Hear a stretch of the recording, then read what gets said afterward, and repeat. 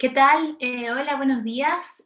Quisiera partir agradeciéndole a los organizadores la oportunidad de poder presentar de este tema que les voy a hacer una confesión, sin duda me ha dado muchos dolores de cabeza, probablemente porque hay mucho volumen de información al respecto, ¿ya? Entonces el tema es, ¿cómo vamos a elegir el tratamiento antihipertensivo en nuestros pacientes con diabetes? Como les decía, tenemos mucha información al respecto. Probablemente este es uno de los temas en los cuales tenemos más estudios randomizados en la medicina interna. Así que voy a tratar de ser lo más esquemática y resumida posible para que así nos quede más o menos claro qué es lo que tenemos que hacer. Vamos a partir entonces con una introducción muy breve, porque si se fijan en el temario, voy a intentar pasar inmediatamente al tratamiento, abarcando primero cuáles son las metas de presión arterial en los pacientes con diabetes, luego cuáles son las alternativas terapéuticas y finalmente vamos a llegar a un consenso de un algoritmo de tratamiento. Entonces vamos con la introducción. ¿Será este un problema frecuente? Bueno, la hipertensión en los pacientes con diabetes es entre 1,5 y 3 veces más frecuente que en los pacientes no diabéticos. Así que un problema tremendamente frecuente en este escenario. Y ocurre tanto en pacientes con diabetes tipo 1 como también en pacientes con diabetes tipo 2. Sin embargo, el curso de esta enfermedad es diferente en ambos grupos de pacientes. La prevalencia de hipertensión en diabetes tipo 1 habitualmente no aparece al diagnóstico, sino que va generándose a medida que la enfermedad de la diabetes va avanzando. Así es que, por ejemplo, la hipertensión está presente en un 5% de los pacientes a los 10 años de enfermedad, 33% a los 20 años de enfermedad y ya puede subir hasta un 70% en aquellos pacientes diabéticos 1 que ya llevan 40 años de diabetes. Mientras que la diabetes tipo 2, habitualmente la hipertensión ya, por lo menos en el 40% de los casos, ya está presente al momento de diagnosticar la diabetes. Y esto es porque probablemente obedece a mecanismos fisiopatológicos diferentes. En los pacientes con diabetes tipo 1, la hipertensión en general empieza a ocurrir después de que ya hay algún grado de daño renal, mientras que en la diabetes tipo 2, la hipertensión probablemente es más bien generadora del daño renal. Esto está esquematizado en este esquema que está aquí y muestra que en el fondo la fisiopatología de los pacientes con diabetes tipo 1, primero aparece la nefropatía diabética y posteriormente la hipertensión, mientras que en los pacientes con diabetes tipo 2, primero aparece la hipertensión y después la nefropatía diabética. Yo en esta presentación me voy a referir principalmente a la hipertensión en pacientes con diabetes tipo 2 y es ya que es lo que se ve habitualmente en la atención primaria. ¿Por qué? ¿Por qué ocurre la hipertensión en los pacientes con diabetes? Dos mecanismos principales. El primero es la expansión del VEC, que está condicionada por una gran retención de sodio en los pacientes con diabetes. ¿Por qué? Van a ver aquí un esquema de nuestra nefrona y en los pacientes que tienen diabetes ocurre una gran reabsorción de sodio a nivel del túbulo contorneado proximal. ¿Por qué? Bueno, sabemos que uno de los mecanismos de reabsorción de sodio a nivel renal está dado por este cotransportador de sodio-glucosa que se encuentra a nivel del túbulo contorneado proximal. Entonces, si es que un paciente tiene hiperglicemia, se reabsorbe más glucosa y por lo tanto a este nivel también tiende a reabsorberse más sodio. Y además hay otro mecanismo que ocurre fundamentalmente en los pacientes que ya tienen algún grado de daño renal, fundamentalmente hiperfiltración glomerular, y que es que debido a este aumento de la reabsorción de sodio-glucosa a nivel del túbulo contorneado proximal, disminuye la oferta de sodio a nivel del túbulo contorneado distal.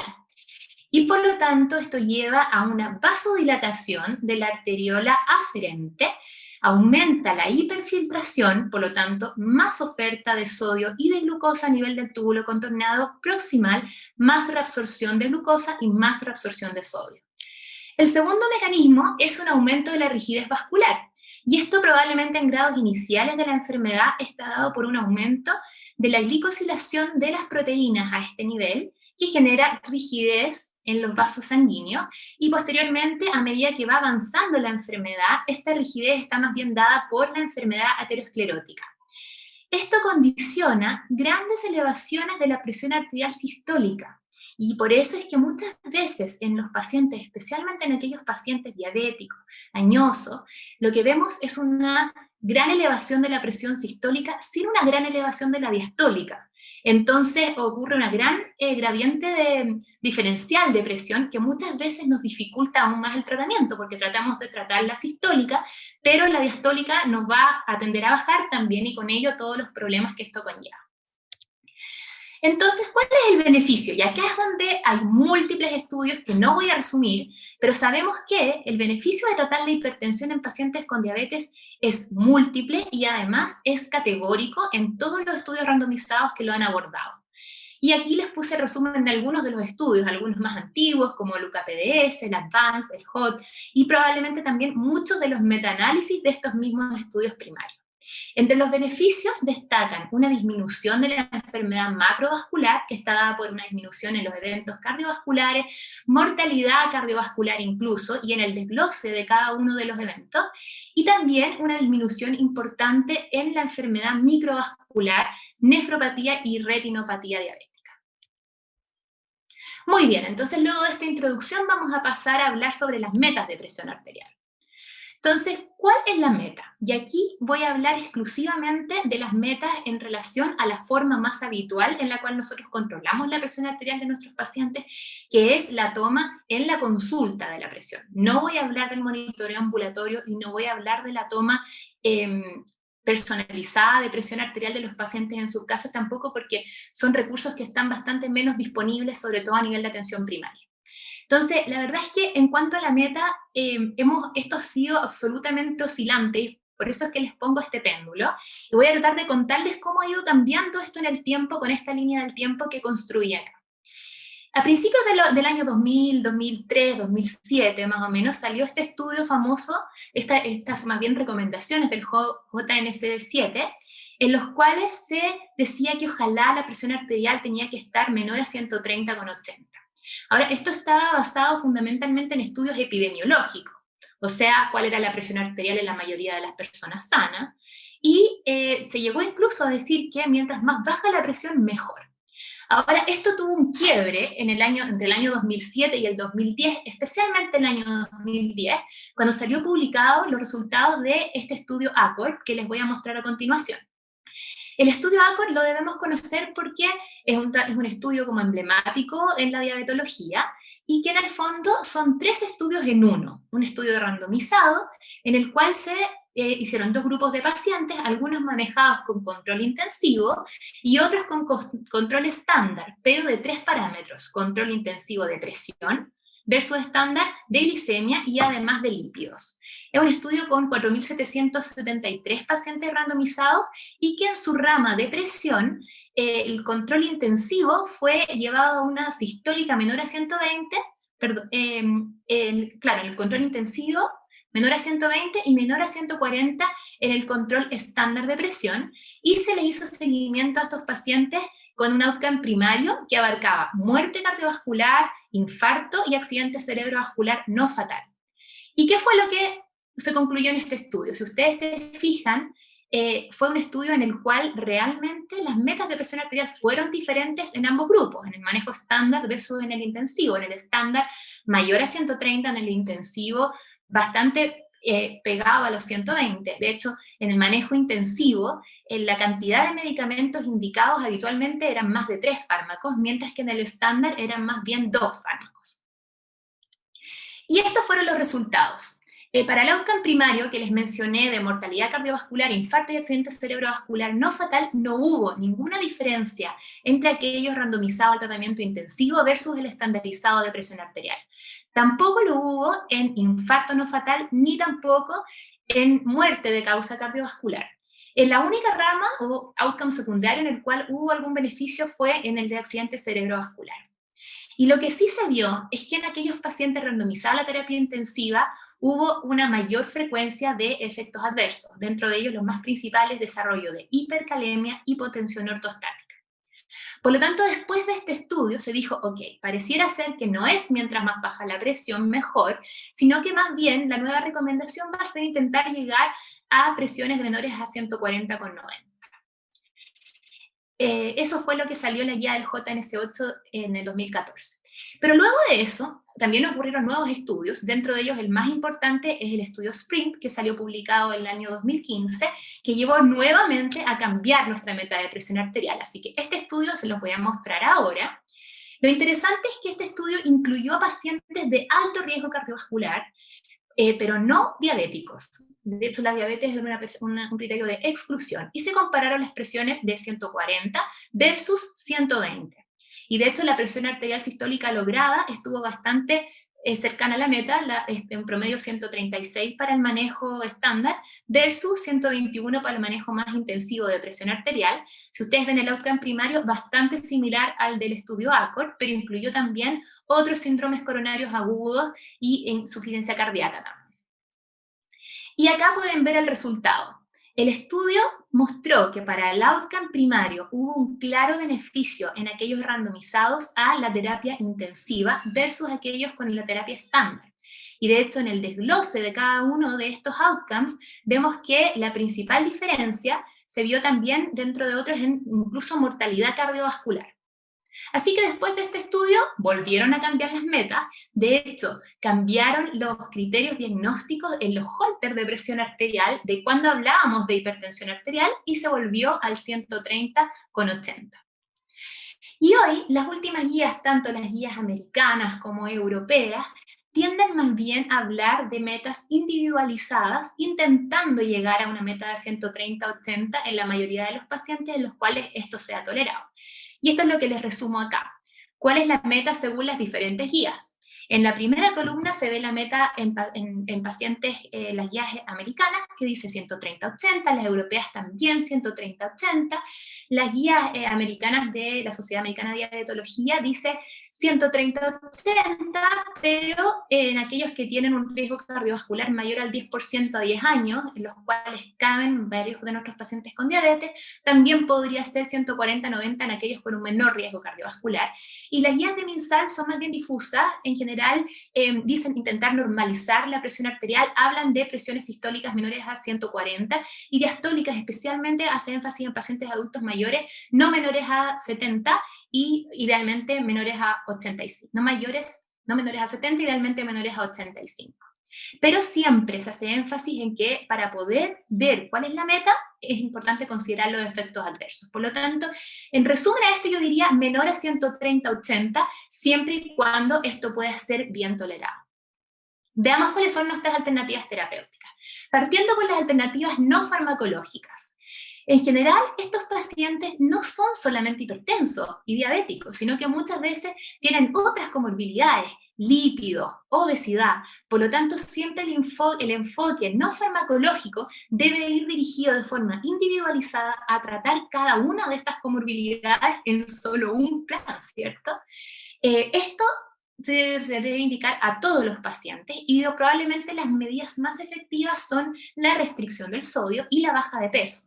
Y el patrón de alimentación, se ha pregonado bastante el uso del patrón DASH, que es más bien habla de aumentar las frutas, verduras, legumbres, disminuir las grasas saturadas y también la disminución del sodio, disminuir el consumo de alcohol, suspender el tabaco y realizar ejercicio. Y esto se ve, por ejemplo, en este estudio en el cual se ve el efecto de la dieta DASH en la presión arterial sistólica en pacientes con y sin síndrome metabólico, y vemos que es efectiva en ambos grupos de pacientes para bajar entre 5, 8 milímetros de mercurio en la presión arterial sistólica. Y aquí vemos qué pasa con el peso. Vemos que a medida que los pacientes van ganando peso, en general se tiende a ir aumentando las cifras de presiones arteriales, tanto diastólicas como sistólicas, mientras que la baja de peso es bastante también efectiva y dependiente de la cuantía en una disminución de la presión arterial. ¿Cuáles son las estrategias ahora farmacológicas? Bueno, contamos con nuestra principal guerrero y caballito de batalla para esto, que son los inhibidores de la enzima convertidora y los antagonistas del receptor de angiotensina 2, enalapril, losartán, valsartán, en las dosis que vienen comentadas aquí. ¿Cuáles son los principales efectos adversos? Bastante similares para ambos grupos: hipercalemia, cefalea, alergia, y para enalapril, a diferencia de losartán, tos. Contraindicaciones: estenosis de arteria renal, embarazo y para los IECA el antecedente del desarrollo de angioedema. Luego tenemos los bloqueadores de los canales de calcio. Por supuesto que hay más alternativas. Yo aquí puse un poco resumido cuáles eran las principales las alternativas que tenemos disponibles en atención primaria. Y los principales efectos adversos de los bloqueadores en los canales de calcio: el edema, que no es menor en los pacientes con un gran edema de extremidades inferiores, y está contraindicado en pacientes que tengan taquiarritmias o angina inestable. Y luego tenemos las tiacidas, nuestra hidroclorotiacida, que se puede titular las dosis que vienen ahí, dentro de los cuales los principales efectos adversos el desarrollo de hipocalemia. También sabemos que tiende a desarrollar algún grado de hiperglicemia, y que está contraindicado en pacientes embarazadas, con gota y con hipersensibilidad al fármaco. Otras alternativas que ya son más de segunda línea, les voy a explicar posteriormente, el uso de los beta-bloqueadores y de los antagonistas de los receptores de mineralocorticoides, a los cuales no me voy a detener mayormente porque no se ocupan tan frecuentemente, por lo menos en pacientes de forma inicial. Ok, ¿cómo elegimos el fármaco? Dos principales preocupaciones. Primero, tenemos que elegir un fármaco que idealmente nos ayude a prevenir eventos cardiovasculares, ya que sabemos que estos pacientes se mueren principalmente de eso. Y nuestro segundo objetivo es intentar disminuir la progresión de la enfermedad renal. En relación al primer objetivo, y en esto hay consenso en todas las guías europeas, americanas, en que para prevenir eventos cardiovasculares es más bien el grado en que se logre bajar la presión arterial y no el fármaco elegido el más relevante para disminuir el riesgo cardiovascular. Pero para disminuir la progresión de enfermedad renal es distinto, ya que sabemos que en los pacientes que tienen compromiso renal, el uso de IECA o ARA2 son más efectivos para disminuir la progresión del daño renal, la proteinuria y el deterioro de la velocidad de filtración glomerular.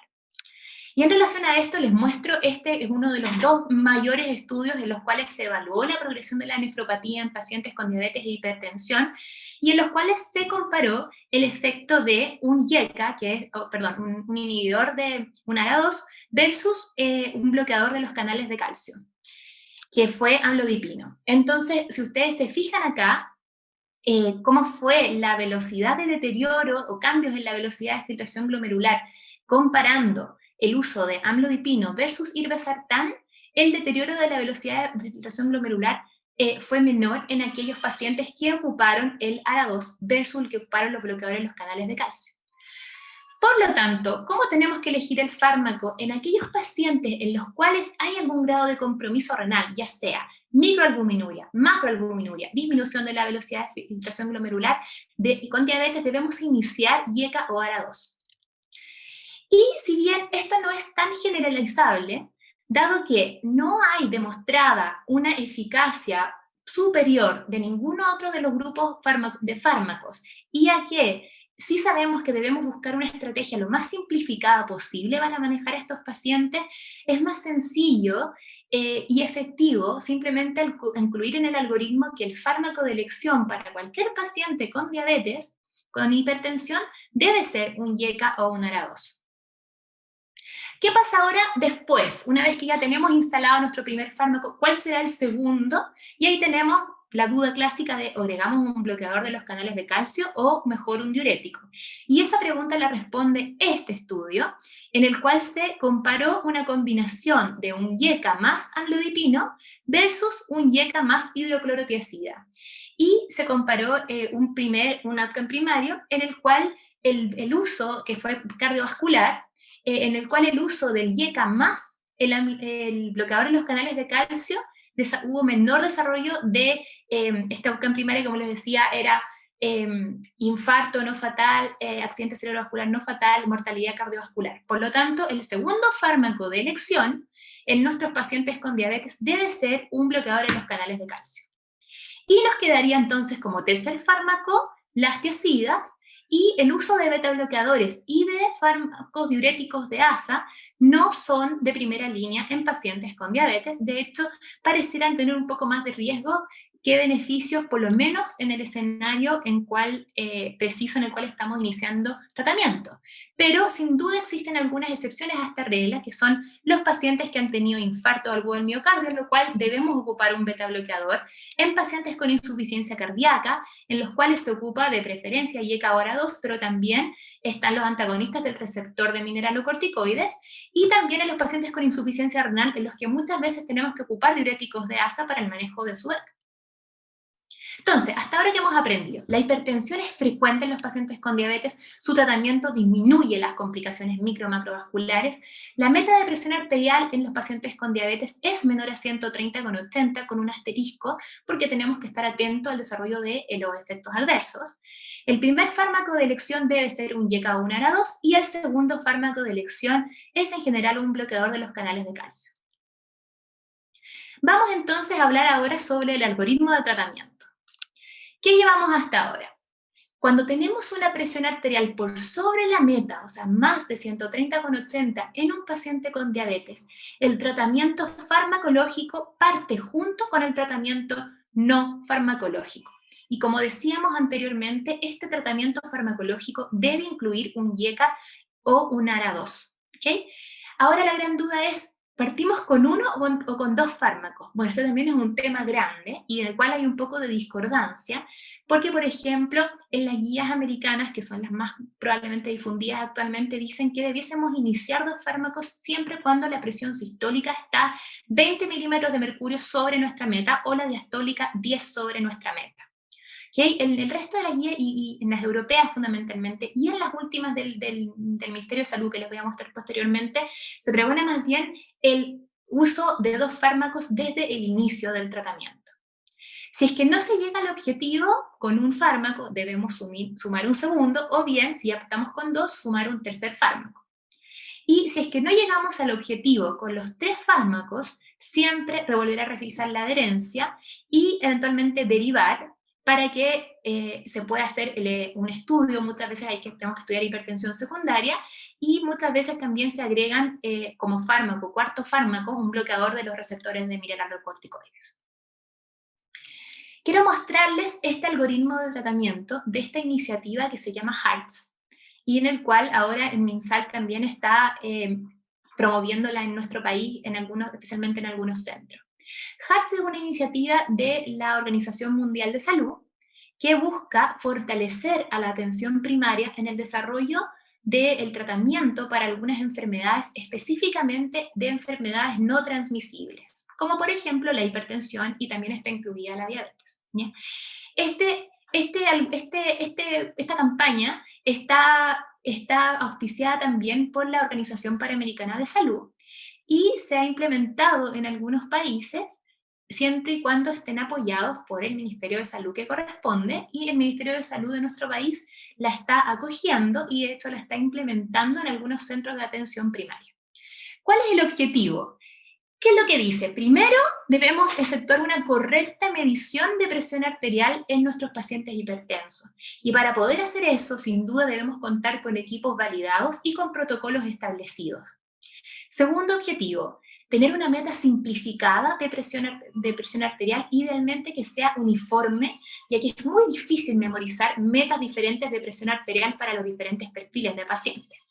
Lo tercero es un tratamiento con un algoritmo estandarizado y basado en la evidencia para la hipertensión. Y lo último es, ojalá, intentar iniciar dos fármacos para el tratamiento de hipertensión en todos los pacientes que no están en la meta.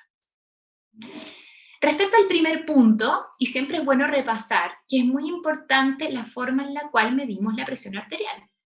Y para ello, ojalá ocupar instrumentos que estén validados. Los más validados son instrumentos automáticos. Muchas veces no contamos con eso, pero también pueden ser otro tipo de dispositivos que estén bien calibrados. La presión, medirla siempre en un lugar tranquilo, libre de ruidos. Y aquí, si ustedes se fijan, cualquier intervención o interrupción durante la medición de la presión puede modificar bastante el resultado de la medición de esta. Por lo tanto, es importante no conversar, apoyar el brazo, colocar el manguito en el brazo sin ropa, usar el tamaño adecuado, apoyar los pies, no cruzar las piernas, tener la vejiga vacía, apoyar la espalda. Y este es el algoritmo que propone para el manejo de la hipertensión. Dice que la meta de hipertensión debiese ser menor a 140,90 en la mayoría de los pacientes, y que en pacientes que tengan albuminuria, ya sea moderada o severa, que nosotros antes llamábamos a la moderada microalbuminuria o severa macroalbuminuria, ahí podría ser menor a 130,80. Entonces, cuando la presión arterial esté mayor al objetivo, mayor a 140/90, debiésemos iniciar 2 medicamentos en dosis baja. ¿Y cuáles serían estos 2 medicamentos? Además, por supuesto, del tratamiento no farmacológico, podría ser losartán, o también podría ser, que no lo puse aquí, pero hay otro algoritmo en el cual en vez de losartán se incluye enalapril, junto con amlodipino, ambos en una dosis un poco más baja.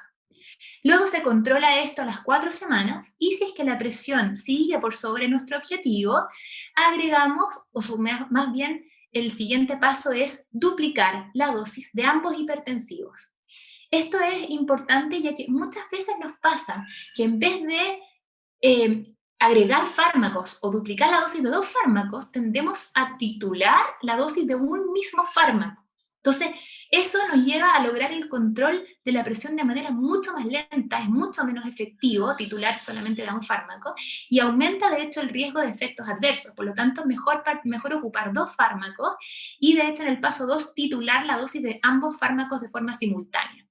Si es que la presión sigue por sobre el objetivo, el tercer fármaco a sumar debe ser hidroclorotiazida, y luego, si es que la presión sigue por sobre el objetivo, debiésemos subir la dosis de hidroclorotiazida, y si corroboramos la adherencia, derivar a estos pacientes a nivel secundario.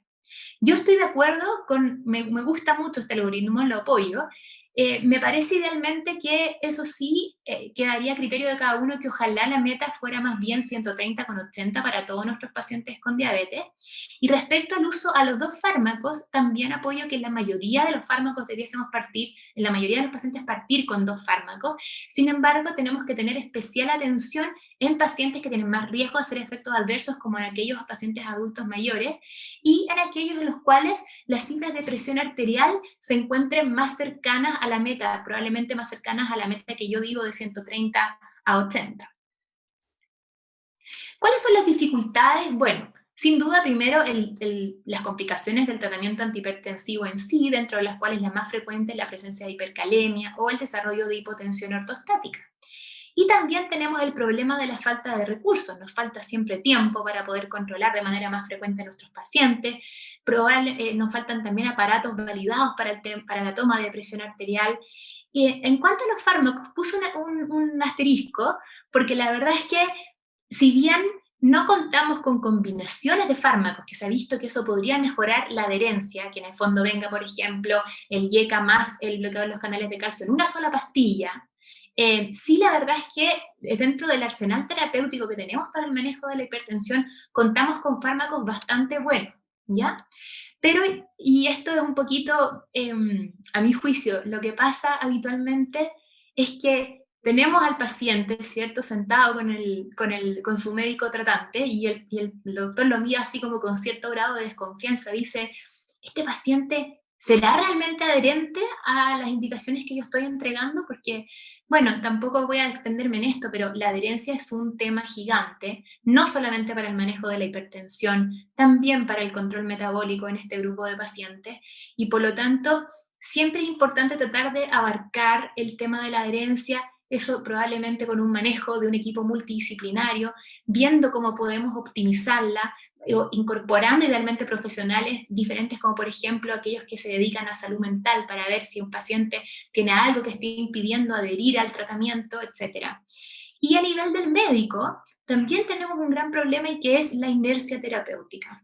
El ser muy ratones, como se dice, en el tratamiento de nuestros pacientes, y titular de a un fármaco, dejar un fármaco, controlar en mucho tiempo más. Debemos tratar de ser más agresivos en nuestro manejo de la presión arterial, controlando el desarrollo de efectos adversos y citando a nuestros pacientes de manera regular hasta que podamos alcanzar la meta. Así que, ¿cuáles serían las conclusiones? Primero, que la hipertensión es una enfermedad frecuente en los pacientes con diabetes y que en su tratamiento disminuye el desarrollo de complicaciones micro y macrovasculares. La meta de presión arterial menor a 130/80 en este grupo de pacientes siempre y cuando esta pueda ser alcanzada sin efectos adversos. El fármaco de elección para iniciar el tratamiento, un IECA o un ARA2, más o menos un bloqueador de los canales de calcio según las indicaciones que ya conversamos. Posteriormente, si no llegamos a la meta, agregamos una tiazida y posteriormente, si no llegamos a la meta, derivamos. Ese es el algoritmo general. Y creo, esto es muy importante y lo vuelvo a recalcar acá, en que la clave para lograr este objetivo es que tanto los pacientes tratemos de ayudarlos a mejorar su adherencia, como también nosotros los médicos tratemos de superar nuestra inercia terapéutica. Siempre es importante en estos pacientes tener un enfoque global, y muchas veces también pecamos de tratar de controlar solamente una de las cosas, por ejemplo, como diabetóloga, tratar de controlar solamente cómo está la glucosa, pero probablemente el manejo de la hipertensión puede ser por lo menos igual, incluso más relevante que esto. Así que con eso me quedo, en tratar de abarcar a estos pacientes siempre desde sus diferentes aristas y en que tratemos de mejorar su adherencia abarcándolos con un equipo multidisciplinario y de nosotros tener claro cómo tenemos que enfrentarnos a esta patología con nuestro propio algoritmo mental para ir avanzando y así llevar a nuestros pacientes a la meta lo más pronto posible. Gracias.